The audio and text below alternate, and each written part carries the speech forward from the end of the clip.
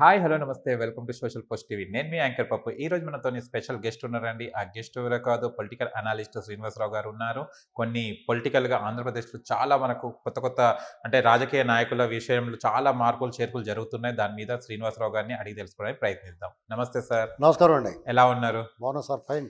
జగన్ గారితో ఫోన్‌లో మాట్లాడే షర్మిల గారు ఇప్పుడు కాంగ్రెస్‌లో చేరుతుందని సోషల్ మీడియాలో అందరూ తెలియజేస్తున్నారు. దీని వెనకాల జగన్ గారి హస్తం ఉందంటారా సార్?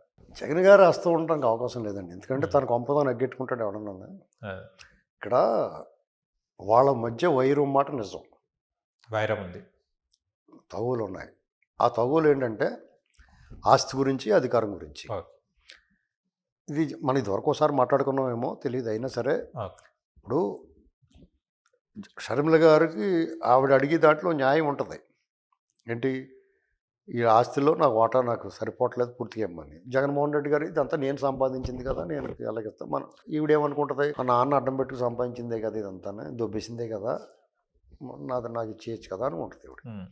ఆయన ఏమనుకుంటాడు, నేను దొబ్బాను గానీ జైలు కట్టెళ్ళి వచ్చాను కదా! నీకెందుకు ఇవ్వాలని ఆయనకుంటది. హ్మ్. సరే ఇద్దాంలే అనుకున్నాడు అనుకోండి ఆయన. మరి మరి జగన్మోహన్ రెడ్డి గారు ఆయన కుటుంబం, ఆయన భార్య, పిల్లలు అంతా ఆయన వ్యవహారం సెటప్ అంతా వేరేగా ఉంది కదా! మరి ఆళ్ళ భార్య ఇష్టం కూడా ఉండాలి కదా! ఆవిడకి నచ్చలేదేమో. ఏటి ఇచ్చేది ఎందుకు ఇచ్చేది ఇవ్వాల్సిన పనేటి అన్న బాధ ఉండొచ్చు. అలాగా అసల ఆడపడుచు ఇంట్లో ఉన్నదనుకోండి, వదిన మరదళ్ళకి గొడవ వచ్చేస్తది. రాజశేఖర రెడ్డి గారు బతికున్నప్పుడు కూడా షర్మిల గారిని ఎక్కువ ప్రేమగా చూసుకొని ఉంటాడు. జగన్మోహన్ రెడ్డి గారు కూడా మరి కొన్ని దృశ్యాలు చూసాం మనం. హ్మ్. వీళ్ళంతా కలిసి ఎక్కడన్నా బయట షికారుకి వెళ్ళినప్పుడు, పిక్నిక్కి వెళ్ళినప్పుడు కొన్ని ఫోటోలు, వీడియోలు చూసాం. రాజశేఖర రెడ్డి గారికి సన్నిహితంగా షర్మిల గారు, వాళ్ళ మదర్ వీళ్ళందరూ ఉన్నారు. జగన్మోహన్ రెడ్డి మాత్రం చేతులు పిసుక్కుంటా కొంచెం పక్కన నడుస్తున్నాడు మొహమాటంగా. హ్మ్. ఇయన్నీ మరి తన మొగుడు అలాగా ఉండడాన్ని ఎవరో కూడా సహించలేరు కదా! అదే. కొంచెం బాధ ఉంటది. వీళ్ళకి వివక్ష ఉంది. కొడుకు పట్ల కంటే కూతురు పట్ల ఎక్కువ ప్రేమ చూపిస్తున్నాడు అతను అనేటువంటి బాధ ఉండుండొచ్చు భారతి గారికి. అది కూడా ఒక ఇంపార్టెంటు. తర్వాత అది మెల్లమెల్లగా కోపంగా మారుతది. అడ్డంగా ఉంది ఇక్కడ అనుకుని. అన్నకి చెల్లి మీద అంత కోపం ఉండకపోవచ్చు. హ్మ్. ఎందుకంటే కొంత కాంప్రమైజ్ అవ్వచ్చు. అలాగే తల్లి కొడుకుల మధ్య కూడా వైరం ఉండదు. కానీ వదిన మరదళ్ళ మధ్య ఉన్న వైరాన్ని మాత్రం ఎవడో సరిదిద్దలేరు. ఓకే. ఎవరి బతుకాళ్ళు బతుకుతమే కరెక్ట్. ఎవరి బతుకాళ్ళు బతకాలంటే నాకు ఇయ్యని అడుగుంటది ఈవిడ. అధికారంలో వాటా అడుగుంటది. ఏంటి ఇచ్చేది ఏమీ అవసరం లేదని ఉంటుంది ఆవిడ. సహజంగానే భార్య మాటే భర్త వింటాడు. అలాగేదో జరుగుంటది. చిలికి గాలివానైనట్టు వాళ్ళ మధ్య అగాధం పెరుగుతుంది. అగాధాన్ని ఎవడో పూడ్చలేడు. సరే అది ఏకంగా ప్రతీకారాల వైపు వెళ్ళిపోయాడు. ప్రతీకారం పలు రకాల్లో. అందులో ఇదో రకం. అధికారాన్ని దూరం చేయటం, ప్రజల్లో పలుచన చేయటం, విమర్శ చేయటం. అప్పటి వరకు తన పరిపాలన మీద కానీ తనని కానీ విమర్శ చేయలేదు తను. అవును. కానీ కాంగ్రెస్ పార్టీలోకి వెళ్ళిన తర్వాత చేయాల్సి వస్తుంది, రావచ్చు. ఓకే. కానీ ఇప్పటికీ కూడా డీలా నో డీలా అనుకోవడానికి అవకాశం ఇచ్చింది. తెలంగాణలో చేసి ఆంధ్ర వరకు పట్టించుకోకుండా అందరం విమర్శించాం. మనందరం కూడా నీకు మీ అన్న మీద కోపం ఉంటే అక్కడ చేయాలి కానీ ఇక్కడ చేయటం ఏంటి అన్నాం. విమర్శించారు చాలా మంది. అందరం విమర్శించాం. అయినా సరే ఆవిడ పాదయాత్ర చేసింది. ఎవడేమన్నా పట్టించుకోకుండా ఇక్కడ ఎవరన్నా వచ్చి అక్క నువ్వు ఉండాలక్క అంటే ఉంటాను, ఇలాంటివన్నీ కూడా ఉంది. అవును.